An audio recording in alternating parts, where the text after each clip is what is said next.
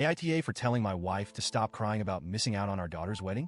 So my wife, 53F, and I, 55M, have 3 kids, Brett, 27M, Amy, 25F, and Lynn, 24F.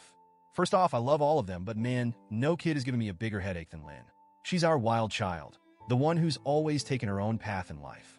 Let me explain what I mean by that. Lynn has always been ahead of her peers academically. Graduated from college at 16. Yeah, you heard that right. A full-fledged college degree in hand, while most kids her age were still worried about prom dates. Once she turned 18, she packed up her things, moved down to Louisiana, and kept working on her degrees. She's insanely smart, incredibly independent, and stubborn as all hell. She's the kid who does things her way, or not at all. Don't get me wrong, I'm proud of her. She's done incredibly well for herself, has a solid job, owns her own house, and lives a nice life down there. But let me tell you, she's definitely the least traditional out of our 3 kids. She's got tattoos all over her body, piercings in places I didn't even know could be pierced, and her hair is always in some wild color. Think bright blue, pink, neon green, you name it. She's a free spirit, through and through, and that's just who she is. Now, Lynn met Brad, 27M, her now husband, shortly after she moved to Louisiana. Brad's a good kid too, covered in just as much ink and piercings as Lynn, but he's always been good to her. I've got a soft spot for him because, frankly, he's been by her side through everything. He's got her back, and as a dad, that's all I can really ask for. So, fast forward a few years, and they get engaged. My wife, oh my God, she was over the moon when she heard the news. She immediately went into wedding mode and started talking about flowers, dresses, cakes, all that stuff moms dream about when their daughters get married. But here's the thing, Lynn and Brad, they're not about that life. They flat out told us from the beginning that they didn't want a traditional wedding. They wanted something small and simple. Basically, just a chill party with close family and friends to celebrate their marriage. My wife wasn't having it though. She kept pushing and pushing for a full-blown wedding, even though Lynn had made it clear she didn't want one. Eventually, Lynn caved, probably just to get her off her back, and they started planning a wedding. But here's where things went south.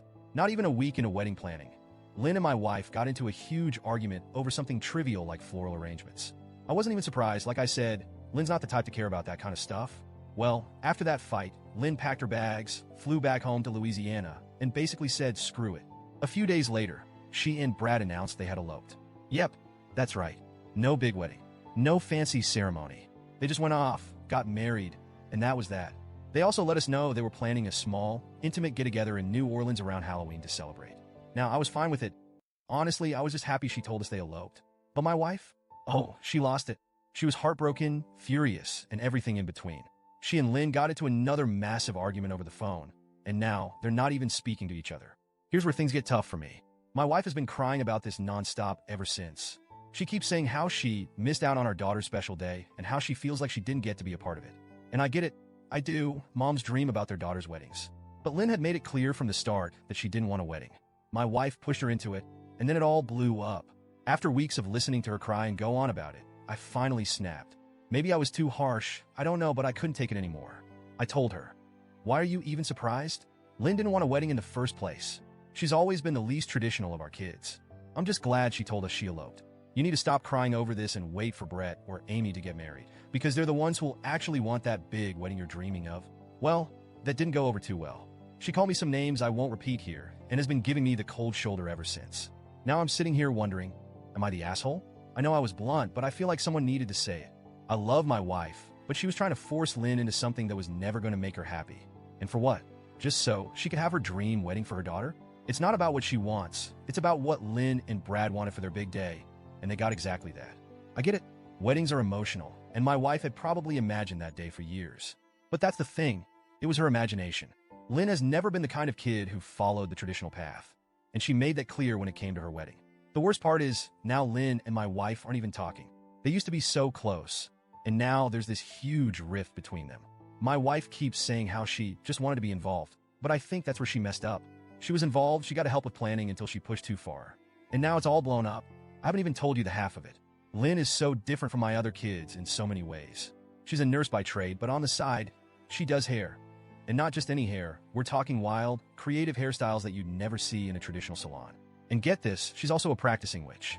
Yeah, a witch. She's got her altar, her crystals, her spell books, the whole 9 yards. Honestly, I don't even understand half of what she's into, but it works for her. She's happy. And at the end of the day, isn't that what matters?